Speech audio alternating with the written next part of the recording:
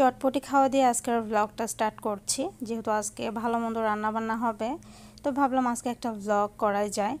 তো আজকে সারাদিন কি কি করব, কি কি রান্নাবান্না হবে, খাওয়া দাওয়া এভরিথিং শেয়ার করব। আসসালামু আলাইকুম এভরিওয়ান, আমি জান্নাত।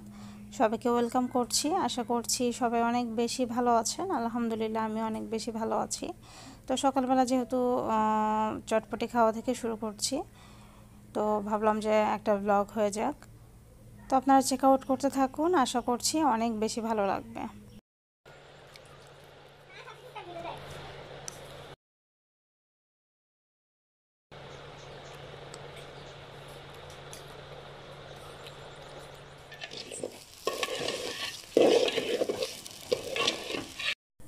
আমি মনে হয় লাস্ট পোলাও রান্না করেছিলাম যখন ক্যাম্পাসে ছিলাম, আমার ফ্রেন্ডদের খাওয়াইছিলাম।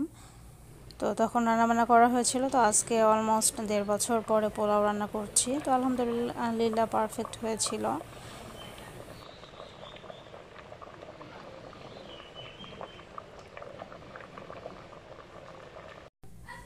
পোলাও ছিল, এরপর আলু ভাজি করা হয়েছিল, আর এটাও আমি করেছিলাম। আমার হাতের আলু ভাজি সবাই অনেক বেশি পছন্দ করে।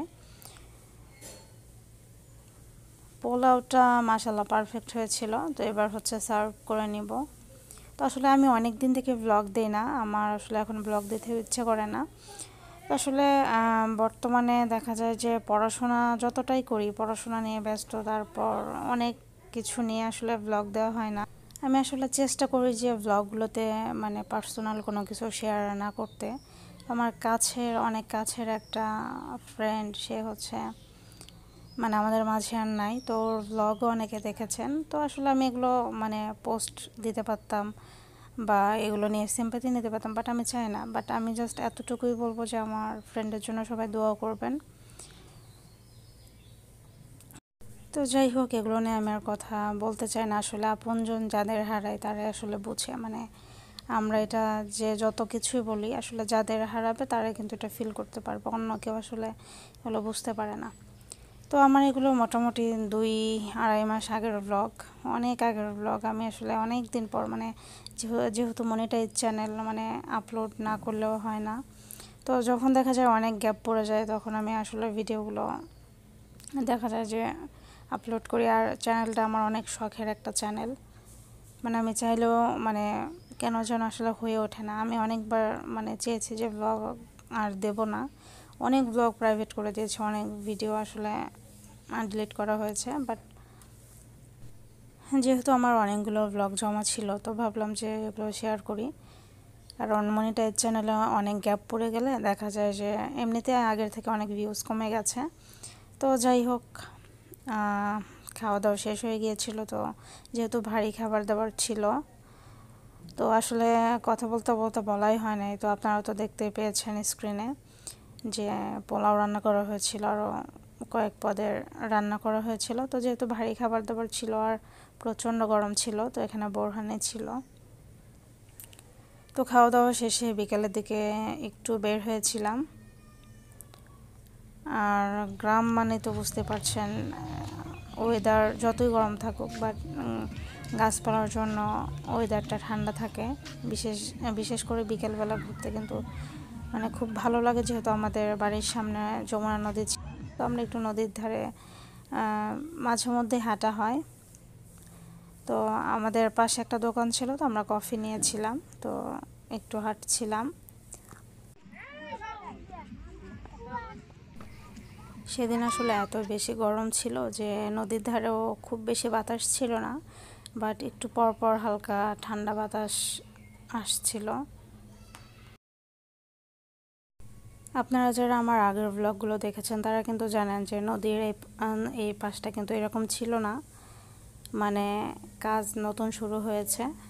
তো যেহেতু কাজ শুরু হচ্ছিল, তো সবাই কিন্তু বিকেলবেলা হাঁটাহাঁটি করে, অনেকে ঘুরতে আসে।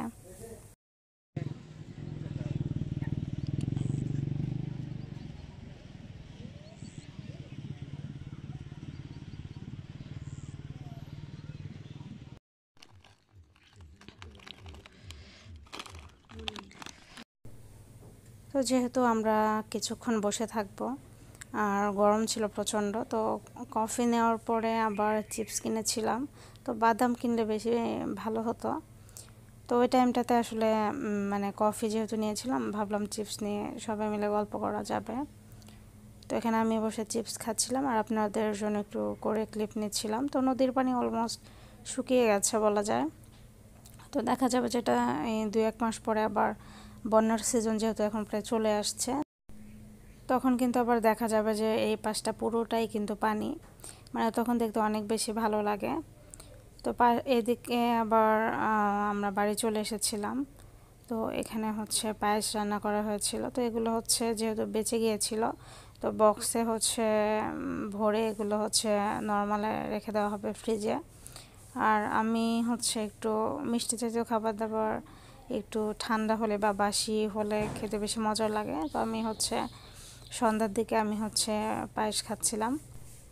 আমার ক্যাম্পাস রিলেটেড বেশ কিছু ভিডিও আছে, তো আপনারা অনেক কিছু সম্পর্কে জানতে চাচ্ছেন ক্যাম্পাস রিলেটেড, পড়াশোনা রিলেটেড। তো যেহেতু আমি মেন্টালি ডিস্টার্ব ছিলাম, ব্লগ থেকে অনেক দূরে ছিলাম, পেজে তো ভিডিও দেওয়াই হচ্ছে না, চ্যানেলেও অলমোস্ট 2-2.5 মাস হলো ভিডিও দেওয়া হচ্ছে না।